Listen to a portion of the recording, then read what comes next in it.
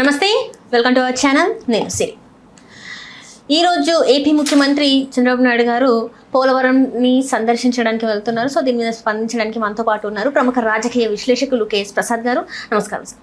నమస్కారం సార్. ఇప్పుడు చూసుకున్నట్టయితే ఏపీ ముఖ్యమంత్రి చంద్రబాబు నాయుడు గారు పోలవరాన్ని సందర్శించడానికి వెళ్తున్నారు. సో దీన్ని అంటే సందర్శించిన తర్వాత తీసుకునేవి ఏమన్నా కొత్తవి ఏమన్నా తీసుకునే అవకాశాలు ఉన్నాయా? కొత్త నిర్ణయాలు అలా ఏమన్నా? దేనికి వెళ్తున్నట్టు ముఖ్యమంత్రి గారు దేనికి వెళ్తున్నారు?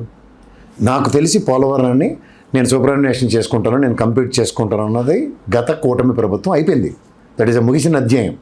తర్వాత రివర్స్ టెండరింగ్, తదనంతర పరిణామాల్లో జగన్మోహన్ రెడ్డి గారి government towards Polavaram central government ఆధీనంలో పనిచేస్తుంది. అది మళ్ళీ సడన్గా స్టేట్ గవర్నమెంట్కి ఈయనేమి లాస్ట్ టైం 14 to 19 మధ్యలో తీసుకున్న ప్రామిసెస్ ఏమి సెంట్రల్ గవర్నమెంట్లో ఏం తీసుకోలే కదా. అంటే కూటమి గవర్నమెంట్లో ఉన్నామంటే that means is owner of it అన్నది కాదు కదా. నాకు తెలిసి అది బహుళాద్ర సాధక ప్రాజెక్టు. కేంద్ర ప్రభుత్వం విభజన హామీలో మనకి ఇచ్చిన హామీ, అది పూర్తి చేయవలసిన తక్షణ కర్తవ్యం, బాధ్యత కేంద్ర ప్రభుత్వం. విదేశీ నిపుణుల బృందం వచ్చి ఆ డయాఫ్రమ్ వాళ్ళు కొట్టుకెళ్ళిపోయింది. ఆ చెత్త చెదారం మీద ఇప్పటికీ దాని మీద ఒక ప్రాథమిక అవలంబన కానా లేదు. ఏం చేసి మనకి కార్యాచరణ రూపుదిద్దుతారో చెప్పట్లేదు. ఈయన దేనికి వెళ్ళి చూసి వస్తాను, ముఖ్యమంత్రి హోదాలో వెళ్ళి చూసి వస్తే శభాష్, నాకేం అభ్యంతరం లేదు. అంటే ఇప్పటికీ వెళ్ళారు, దాన్ని కన్స్ట్రక్షన్ 70% అయింది. జగన్మోహన్ రెడ్డి 72% ఆగమ్మా, 72% అయ్యిందని క్లెయిమ్ చేసిన దగ్గర డయాఫ్రామ్ వాళ్ళు కొట్టుకుపోయింది. స్పిల్వే కన్స్ట్రక్షన్ అంటే నదీ పరివాహక ప్రాంతంలో నది ప్రవాహాన్ని మళ్లించి డయాఫ్రామ్ వాల్ నిర్మించడం అది సాధారణం. స్పిల్వే కట్టకుండా డయాఫ్రామ్ వాల్ కట్టడం వల్ల మొత్తం ఎత్తుకుపోయింది. ఇది ప్రజలు గ్రహించాలా? ఇప్పుడు మళ్ళీ ఆయనతో కాంది మళ్ళీ ఆయనతో అవుతుందన్న భ్రమలో ఆయన వెళ్తే ఏం చేయాలది?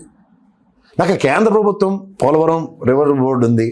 పోలవరం రివర్ బోర్డు ఆధ్వర్యంలో దాని పర్యవేక్షణ దానికి జరుగుతూ కేంద్ర ప్రభుత్వ ఆధ్వర్యంలో అది కంప్లీట్ అయితే అవుతుంది. అందుకని స్టేట్ గవర్నమెంట్లో అంటే కేసీఆర్ గారు అంటే Kaleshwaram project it's not at all central government project, state project. ఆయన వెళ్ళి చూసినట్టు అర్థం ఉంది. ఈ సెంట్రల్ గవర్నమెంట్ ప్రాజెక్ట్కి ఈయన ఎందుకు సూపర్విజన్? పోనీ ఇల్లు గదమాయించి ఢిల్లీ వెళ్ళి జలవనరుల శాఖ మనతో కూర్చుని బాబు అది అర్జెంట్గా కంప్లీట్ చేయి, నా టెన్యూర్లో కంప్లీట్ అయితేనే నేను నీకు మద్దతు ఇస్తాను కేంద్ర ప్రభుత్వం, ఇలాంటివి చెప్పారు. ఇటు వినసొంపగా ఉంటుంది, మాట్లాడడానికి బాగుంటుంది. గత ప్రభుత్వం అంటే జగన్మోహన్ రెడ్డి గారి ప్రభుత్వ హయాంలో ఉన్నప్పుడు 1% కూడా దాన్ని ముట్టుకోలేదు, చేయలేదు. అందుకే ఇప్పుడు ఇలా అబద్ధాలు లేకుండా డయాఫ్రమ్ వాళ్ళు పోయింది. ఈ రోజు ఎందుకు విదేశీ నిపుణులు చేయబట్టారు? ఆ డయాఫ్రమ్ వాళ్ళు రిఫర్ చేయడమే కదా గత ప్రభుత్వం చేస్తుంది.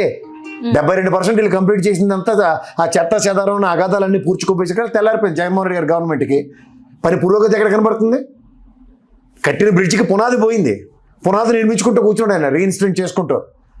మేము 72% కట్టాం, 72, 73, 74 అంటే మొత్తం అన్నమయ్య డ్యాంలో కొట్టుకుపోయి ఉంది.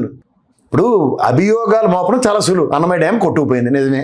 అన్నమయ్య డ్యామ్ కొట్టుకుపోవడానికి అన్నమయ్య డ్యామ్ నిర్మించింది జగన్మోహన్ రెడ్డి కాదు చెప్తున్నాను. అంటే వీళ్ళు చేతులు దులుపుకుని పోతారు. ఇక్కడ చూసుకున్నట్టయితే అన్నమయ్య డ్యామ్ కొట్టుకోవడానికి ఏంటంటే గ్రీజ్ రాకపోవడం వల్ల ఆ గేట్లు ఎత్తినప్పుడు ఒకటే గేట్ ఓపెన్ అవ్వడం వల్ల అది జరిగింది సార్.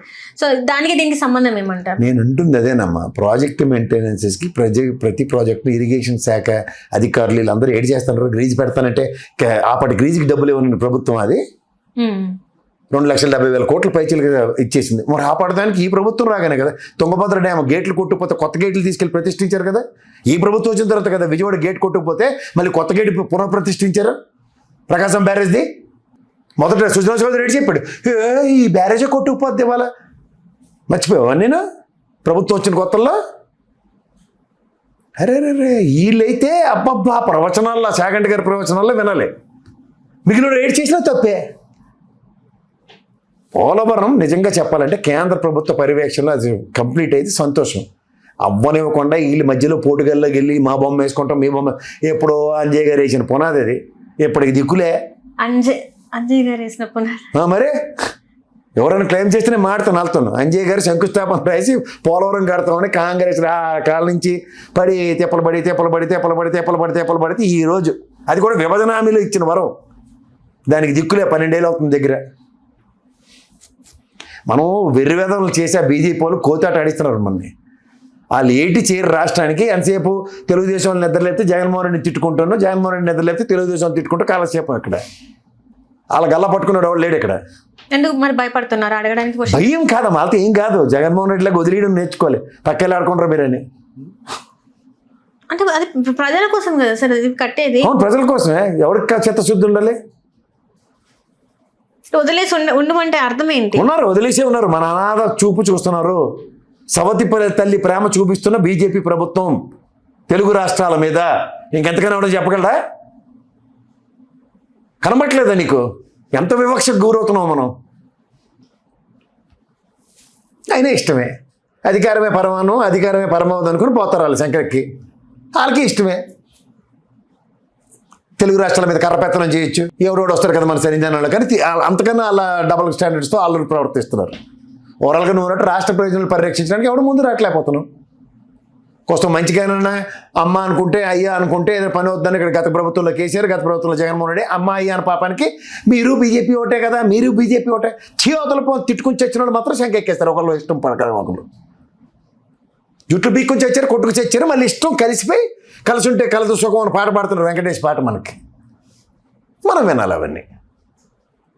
దేనిపై మీరు ధర్మపోరాట దీక్షలు చేశారని తెలుగుదేశం ఉన్నాడు నోడు రాష్ట్ర ప్రయోజనాల్ని బీజేపీ ఏటి నిర్వర్తించలేదని మాకు అలకొచ్చి కోపం వచ్చి రాష్ట్ర ప్రయోజనాలు ఇంపార్టెంట్ కాబట్టి మేము దీక్షలు చేసాం, వాళ్ళతో ఇడిపోయామంటారు. శబస్. మరి ఇప్పుడు ఎందుకు బొత్తు కట్టినారా అంటే అవన్నీ అయిపోయా? అడుగు ఒకసారి. ప్రతిసారి పొత్తుల్లోనే గెలిచారు కదా. జీవితాంతం పొత్తులే, వెన్నుముకలేని రాజకీయం, ధీరత్వాలు, సూరత్వాలు, బేగత్వాలు వేసుకుని ఇక్కడ కథల నుంచి జాకీ లేపుతూనే ఉంటారు తెల్లారులను. ఈ 18 నెలల కాలంలో ఏం చేసినట్టు సార్? అంటే పెట్టుబడులు వచ్చినాయని చెప్పేసి మ్యాగజైన్లలో ఏవి అని అడిగినోడు లేక నీకు మళ్ళీ చెప్తున్నాడు. రిజిస్టర్ ఆఫ్ కంపెనీస్ ఓపెన్ చేయ డెస్క్టాప్ మీద వెళ్ళి. నా ఇంటర్వ్యూ అయిపోయిన తర్వాత కొత్త కంపెనీ ఏమొచ్చా చూడు. జూన్లోనే కదా ప్రమాణ స్వీకారం చేశారు వీళ్ళు. జూన్ 24 నుంచి ఈ రోజు దాకా డేట్లు కొట్టి కొత్త కంపెనీ ఏమొచ్చి తెరబడిపోయి ఆంధ్రప్రదేశ్లో చూడు. కొత్త పిఎఫ్ అకౌంట్లు ఎన్ని వచ్చి చెక్ చేయి చూడు. ఎందుకమ్మా రోజు పొటానీళ్ళు? వాడు పచ్చళ్ళు అమ్ముకున్నాడు పేపర్లో రాసేస్తాడు, వాడు కిరసనాల డబ్బా వాడు పేపర్లో రాసేస్తే వాళ్ళకి బైబిల్ ఖురాన్ అది ఇలా చదువుతూ ఉంటారు. ప్రభు ఆశీస్సులతో ఈ బైబిల్ ఖురాన్ నుంచి వచ్చిన నేను చదువుతాను అంటూ ఉంటారు. దానికి మళ్ళీ లౌకికవాదం అని పేరు పెడతారు. ఎందుకంటే వీళ్ళందరూ కన్వర్టెడ్ హిందువులు కదా. Converted Hindus. ఇప్పుడు బీజేపీతో సన్నిధానంలో ఉన్న తెలుగుదేశం, జనసేన కన్వర్టెడ్ హిందూస్.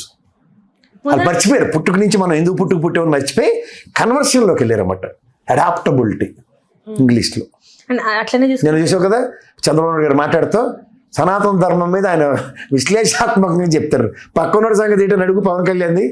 ఆ సనాతన ధర్మం వేరు, మా కన్వర్టెడ్ హిందూయిజంలో ఇది సనాతన ధర్మం, ఆ కన్వర్టెడ్ హిందూయిజంలో అది సనాతన ధర్మం. రెండు ఇష్టం వాళ్ళకి.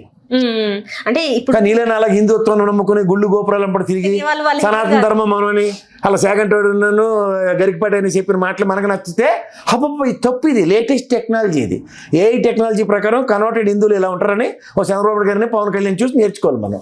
లేకపోతే యాంటీ హిందూ అయిపోతారు, మళ్ళీ యాంటీ హిందూ అయిపోతారు. మళ్ళీ పిల్లికి ఎలక సాక్షిలో బీజేపీ వాడు అట్లా అలా విశ్వాందు పరిషత్తో డేట్ చేస్తుంటూ ఆర్ఎస్ఎస్ సంబంధం ఉండదు. హలో, తెలుగు రాజ్యం ఛానల్ చూస్తున్నారా? సామాజిక, రాజకీయ, జీవన చిత్రణే తెలుగు రాజ్యం. అతిశయోక్తులు, అసత్యాలు ఉండవు. రాజకీయ కోణం కాదు, ప్రజా కోణమే కొలబద్ద. తెలుగు రాజ్యం వీక్షణ మీ ఉత్తమ అభిరుచికి నిదర్శనం.